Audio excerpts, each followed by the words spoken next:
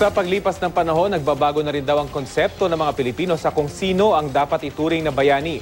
Pero paano nga ba kinikilala at itinatakda ang mga bayani ng bansa? Balitang hatid ni Bam Alegre.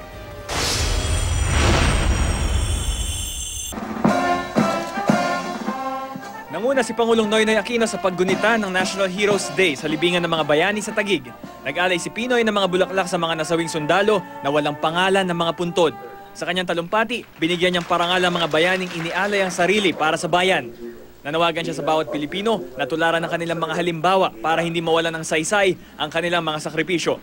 Isinulat man ang pangalan sa mga pahina ng kasaysayan o hindi, taos no nating kinikilala ang ambag ng bawat bayaning nagtindig at nagpatibay sa pundasyon ng tinatamasa nating kapayapaan at kaunlaran ngayon. Marahil nakilala na lamang ng marami sa atin ang mga bayani sa mga libro at silid-aralan, ang mga naghimagsik, ang mga martir at ang mga nakipaglaban para sa bayan. Pero sino nga ba nagtatakda kung sino ang dapat tawaging bayani? Ayon sa 2002 Summary Executive Report ng National Historical Commission of the Philippines, wala pang anumang batas na nagtatakda kung sino ang ating pambansang bayani. Hindi si Dr. Jose Rizal, hindi rin si Gat Andres Bonifacio. Ang paliwanag dito, itong pagkilalang ito dapat magmula raw sa taong bayan at hindi sa anumang batas. Hindi tiyak, no? Walang malinaw na guidelines, no? Sino ba ang dapat kilalaning pambansang bayani? Sapagkat ito yung nasa kaugnay ng prinsipyo na ngayon nga, no, you don't legislate history.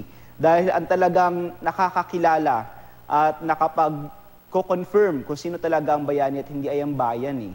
Bagamat hindi dineklarang pambansang bayani si Rizal, itinakda naman noong December 20, 1898 ni Emilio Aguinaldo ang December 30 bilang Rizal Day. Ginawa namang national holiday ang kapanganakan ni Gat Andres Bonifacio noong February 16, 1921. Pero dalawa lang sila sa maraming bayani nag-alay ng sarili para sa bayan. Sa sinaunang lipunan, no, ang mga bayani ay halimbawa yung mga mandirigma na ang layunin ay pagtanggol ang bayan, no? At may word tayo na bayanihan, di ba? Kaugnay kasi yan ang bayani ay isang gawain na wala kang hinihintay na kapalit.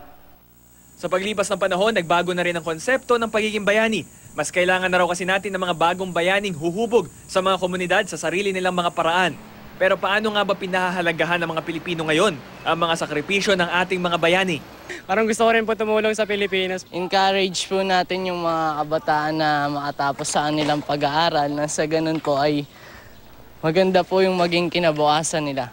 Malaya ka ngayon dahil sa mga sakripisyo ng dati nating mga bayani. Anong masasabi mo sa ating mga bayani na yumao na? Salamat po kasi po sila po yung nagpalaya sa bansang Pilipinas po.